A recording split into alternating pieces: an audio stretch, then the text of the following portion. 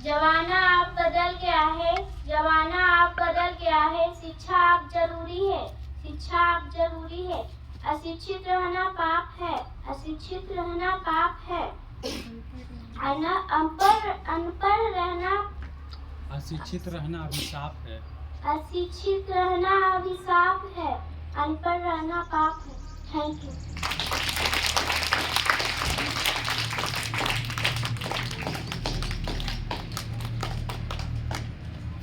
Now I welcome to Principal Sir for marvelous speech. Please come on the stage. Good morning दीदी एवं good morning भाइयों। आप लोग मेरी दीदी है ना? हैं? कैसे कैसे नहीं हुए? आज 1 अप्रैल है। आप लोग जानते ही होंगे कि आज कौन सा डे है। कौन सा डे है? मूर्ख दिवस, जिसको हम लोग बोलते हैं पुलिस डे। क्या बोलते हैं? पुलिस डे नहीं, पुलिस डे। पुलिस डे दूसरा होता है, सैनिक दिवस अलग होता है। पुलिस मतलब होता है एक दूसरे को मूर्ख बनाना। एक दूसरे को क्या होता है? और आज आप लोग ने किया ही होगा ऐसा कि एक दूसरे को मूर्ख बनाया होगा।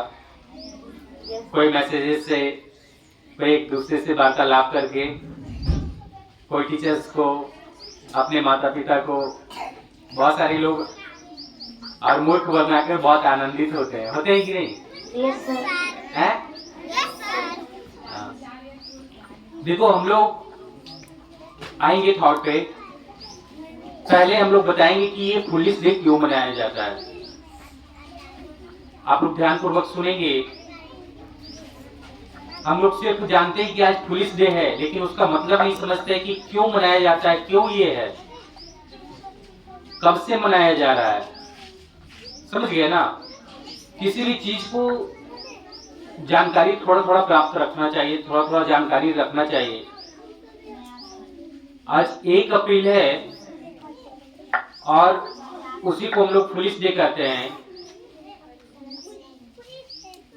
ये पुलिस डे जो है भारत में 19वीं शताब्दी से ही, क्या शताब्दी?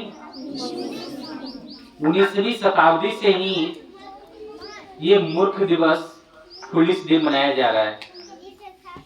क्यों मनाया जा रहा है? जैसे आप पढ़ाई कर रहे हैं, आप बहुत सारे मित्रों से मिलते हैं, आपके बहुत सारे सहपाठी हैं, बहुत सारे मित्र हैं। अगर आपसे पूछते हैं कि आप 1 क्लास से 2 क्लास में कब जा रहे हो, तो हम लोग बोलते हैं 32 तारीख को। कई तारीख को? 32 तारीख को। समझ गया ना? अगला तो बहुत खुश होता है कि भाई 32 तारीख का भाई क्या हो जाएगा, ये लड़का क्या हो जाएगा, 1 क्लास में चले जाएगा, है ना? फिर अगला बच्चा है, वो पूछता है कि सुन रहे थे तुम्हारी मौसी की शादी है, तुम्हारे मामा का शादी है, तुम्हारे मामा का शादी कब है? तो फिर से रिप्लाई आता है कि 32 तारीख को। कितनी तारीख को? 32 तारीख को। अब जो सुनता है उसको, सुनने वाले को तो मजा आएगा।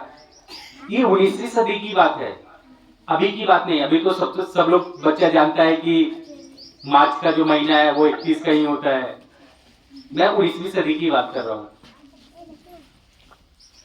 तो उन्होंने पूछा कि 32 तारीख को है यार। उसका मन तो पूरा बावला हो जाता है, चलो 32 तारीख का है। फिर थोड़ा देर सोचने के बाद 32 तारीख ये क्या होता है भाई साहब? फरवरी 28 का होता है, और भी मंथ जो होता है वो 30 का होता है, और भी जो होता है जो 31 का होता है। इसका मामा जी का शादी 32 तारीख को। उन्होंने जिस समय बताया उस समय तो उसे खुशी हुई, लेकिन थोड़ा देर के बाद जब उन्होंने थिंकिंग किया, सोचना शुरू किया, सोचना प्रारंभ किया, तो उन्होंने देखा तो उसका कैलेंडर में 32 तारीख है ही नहीं, है ना? तो 32 का हुआ। जो हमारा मार्च जो होता है वो 31 का होता है, और जैसे ही 32 होता है तो 32 का मतलब नेक्स्ट डे, नेक्स्ट डे कौन सा डे आएगा? 1 अप्रैल। कौन आएगा? 1 अप्रैल। और लोग उसी दिन से उन्होंने सोचा कि मुझे क्या बनाया? मूर्ख बनाया। क्या बनाया? मूर्ख बनाया।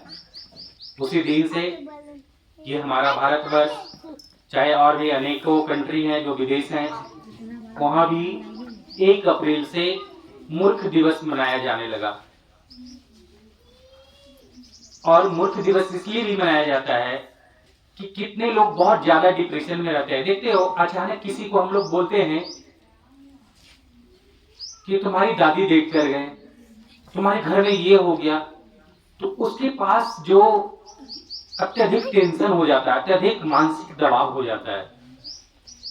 लेकिन जैसे ही जो दुख की कहानी है उसको सुख में कन्वर्ट होते देखते हैं, फिर हम लोग हंस के उसको टाल देते कि नहीं, मैंने इसे क्या किया? झूठ बोला।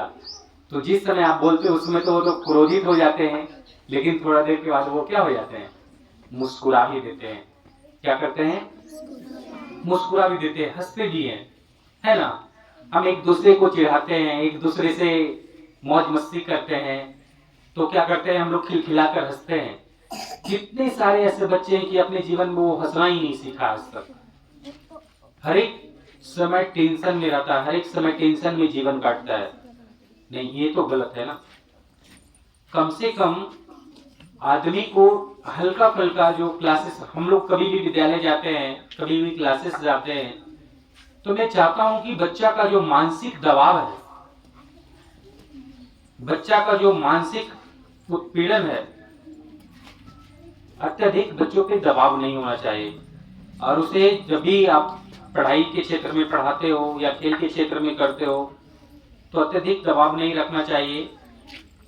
उसको कभी कभी बीच में ऐसा सारांश बोलना चाहिए, उस बच्चे से ऐसे लगाव रखना चाहिए कि वो बच्चा पढ़ने के लिए भी आए और उसके मानसिक दबाव में भी नहीं रहे कि हमारे प्रिंसिपल सर हैं जो बहुत मार मारेंगे, हमारे क्लास टीचर हैं जो बहुत पिटाई करेंगे। ऐसा नहीं होना चाहिए।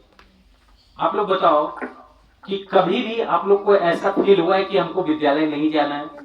कौन सा ऐसा बच्चा है जिसको कभी फील हुआ है कि मैं विद्यालय नहीं जाऊंगा, हमको विद्यालय में मन नहीं लगता है, विद्यालय में पढ़ने में नहीं मन लगता है, टीचर्स पढ़ाते हैं तो मन नहीं लगता है?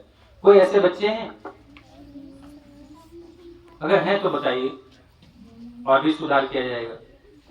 क्योंकि जो भी टीचर्स हैं, जो भी शिक्षक एवं शिक्षिकाएं हैं, तो मैं सभी से यही चेष्टा करता हूं कि आप जितना कुशल पूर्वक, जितना प्यार पूर्वक, जितना स्नेह हो सकता है हमारे बच्चों को दीजिए।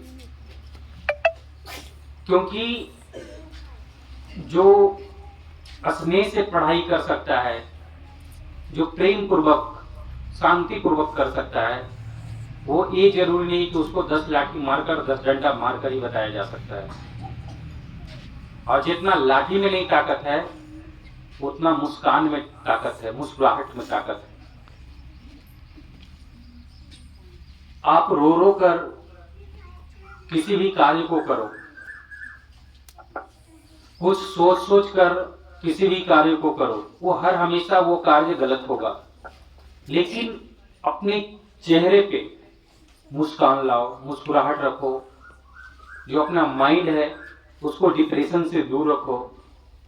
हर हमेशा जो आपका लक्ष्य है वो बहुत ऊंचाई की ओर लेकर जाता है, बहुत आगे की ओर लेकर जाता है। इसलिए आज जो 1 अप्रैल है, मूर्ख दिवस के जो अवसर है, इसमें मैं सभी बच्चों को ये प्रेरणा देना चाहता हूं कि आप लोग किसी भी क्लास में पढ़ते हैं, कहीं भी ट्यूशन जाते हैं, किसी तरीके का भी गेम खेलते हैं, तो अत्यधिक तनाव में नहीं आना चाहिए।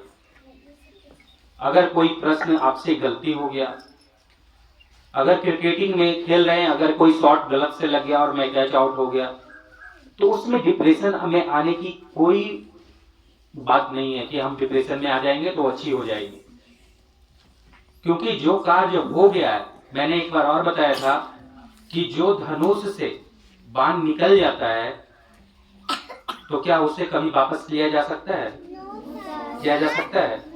नहीं किया जा सकता है। उसमें सुधार किया जाता है कि कब हमको बाण को छोड़ना चाहिए, कब हमें धनुष उठाना चाहिए। समझ गए ना? इसलिए मैं प्रत्येक बच्चों से एवं प्रत्येक बच्चियों से मैं रिक्वेस्ट करूंगा कि कभी भी आप पढ़ाई करें तो शालीनता से, ध्यान पूर्वक, और ज्यादा डिप्रेशन में पढ़ने की कोई आवश्यकता नहीं है। डिप्रेशन में कोई भी कार्य संपन्न नहीं होता, अच्छा नहीं होता है। इसलिए आप लोग भरसक प्रयास करिए कि हंसते खेलते जैसे भी आपका जीवन है उस जीवन को अच्छे से जिए और अच्छे से पढ़ाई कीजिए, तभी अच्छा होगा। आप दिन रात डिप्रेशन में पड़े रहो कि मुझे याद करना है, यह करना है, ये करना है, कभी नहीं होगा। लेकिन जो खुशी खुशी पूर्वक है कि यार हमको 6 सब्जेक्ट में मिला है, 3 सब्जेक्ट में मिला है, वो खुशी खुशी कर लेता है। समझ गए ना?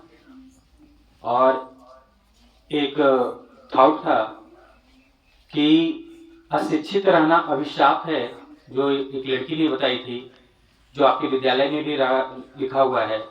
अशिक्षित रहना अभिशाप है और अनपढ़ रहना पाप है। ये बात राइट है, 100% रहना, ये 100% सही बात है। अशिक्षित मतलब समझते हो?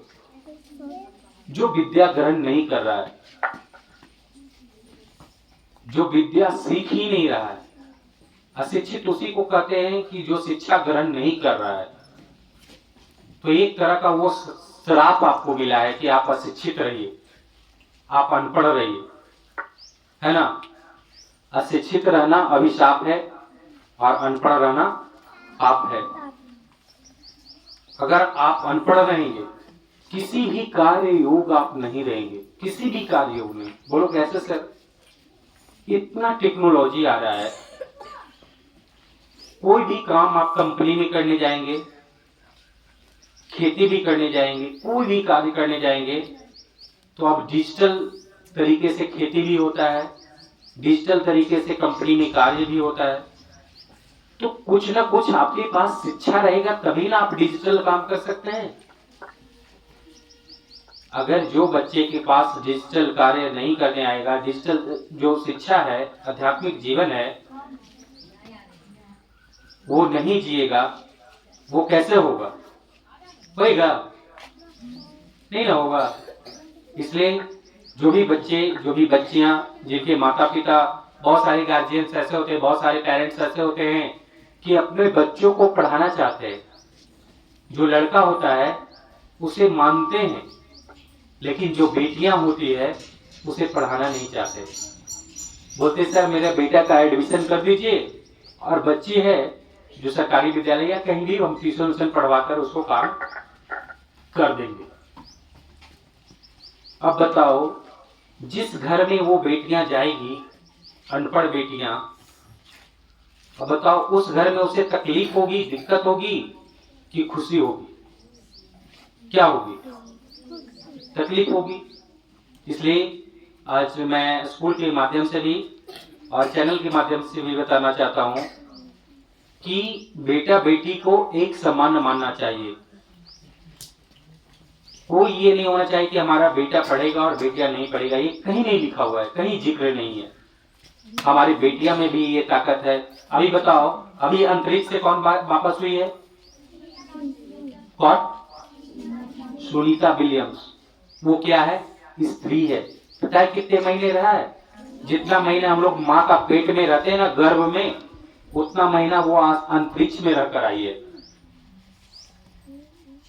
समझ गई ना? जितने महीने हम माँ के गर्भ में रहते हैं, पेट में रहते हैं 9 महीना तक, और वो 9 महीना तक अंतरिक्ष में रही थी। उसके बाद पुनः पृथ्वी पे लैंड हुई है। तो एक बेटियां भी तो जो थी जो ये कार्य को कर ली, तो उनमें से क्या मैं नहीं हूं? उनमें से आप नहीं है? ऐसे अपने माता पिता को इस तरीके का कदम नहीं उठाना चाहिए कि हम अपने बेटियों को नहीं पढ़ाएंगे, हम सिर्फ अपने बेटों को पढ़ाएंगे। समझ गया ना? और ये चीजें होता है, अपने माता पिता को समझाना चाहिए, बताना चाहिए कि क्यों नहीं हम कर सकते, क्या हमारे में नहीं है जो हम नहीं कर सकते। जितने तरीके के टॉप क्लासेस सभी कर रहे हैं, जितना भी बच्चा टॉप कर रहा है किसी भी 10th में 12th में किसी भी बढ़िया बढ़िया एग्जाम में, सब में बेटियां कर रही है। क्यों? क्योंकि बेटे के पास तुरंत में मोबाइल मांगेगा तो मोबाइल मिल जाएगा, उसके पास घड़ी मांगेगा तो घड़ी मिल जाएगा, लेकिन बेटिया के पास नहीं मिलता है। तो उसके पास एक ही ऑप्शन रहता है कि मुझे क्या करना है, पढ़ाई। और पढ़ाई कर कर वो अपने कार्य से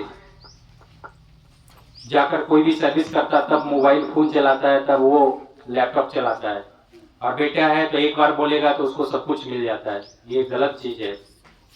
सभी माता पिता को इस पर अपने आप में सुधार करना चाहिए और बेटा बेटी को एक सम्मान मानना चाहिए। कम से कम पढ़ाई के क्षेत्र में कितने बच्चे होते हैं, अपने कितने बच्चों को ऐसे होते हैं कि जब कोई भी फेस्टिवल आता है तो अपने बेटों को पोशाक देंगे, बेटिया को चलो छोड़ो, ठीक है भाई तुम अगले साल ले लेना। नहीं, ऐसा नहीं करना चाहिए। जब आपके बच्चे हैं तो दोनों का प्रेम एक जैसा देना चाहिए। आप लोग के विद्यालय में मैं हूँ तो कोई ऐसा बच्चा है जिसको मैं अत्यधिक प्रेम करता हूँ और सारे बच्चों को मारता हूँ, ऐसा है? नहीं। हमारे लिए प्रत्येक बच्चा, या तो वो राजा का बच्चा हो, या वो प्रजा का बच्चा हो, या एकदम गरीब तबका का बच्चा हो, मैं सबका एक ही तरीके का स्नेह करता हूँ, एक ही तरह का प्रेम करता हूँ। मैं एक ही तरह का बेंच पे बैठने के लिए देता हूँ और एक ही बोर्ड पे पढ़ाता हूँ। इसी तरीके से आपके माता पिता को भी होना चाहिए कि अगर बेटा भी है तो उसको उसी तरीके का कार्य करें, और बेटियां भी हो तो उसे भी सम्मान नहीं करें। ठीक है? और अशिक्षित रहना अभिशाप है और अनपढ़ रहना पाप है। इसलिए कभी भी आप लोग को माता पिता अगर विद्यालय छोड़वाते हैं तो उनसे आप गुजारिश करो कि मुझे विद्यालय जाने दीजिए, मैं भी पढ़ना चाहता हूँ, मैं भी आगे बढ़ना चाहता हूँ, ताकि हम अपनी जो राज्य है, हमारा जो कंट्री है, उसमें नाम कमाएं, है ना। बहुत सारी ढेर सारी शुभकामनाएं लेकर आए, और 1 अप्रैल का मूर्ख दिवस की ढेर सारी शुभकामनाएं, ढेर सारी बधाइयां। थैंक यू, धन्यवाद।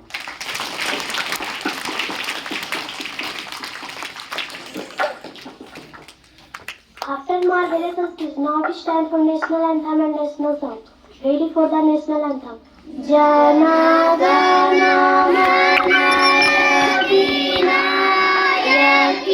Jaya Hai Bharati Bhagya Vidhata Punjab Sindh Gujarat Maratha Dravid Uttal Banga Vindhya Himachal Yamuna Ganga Ujjal Jalati Tiranga Tabe Shubhe Naame Jaave Tabe Shubhe Ashish Mange Gaye Tab Jaya Gatha Jana Gana Mangal Dayaki Jaya Hai Bharati Bhagya Vidhata Jaya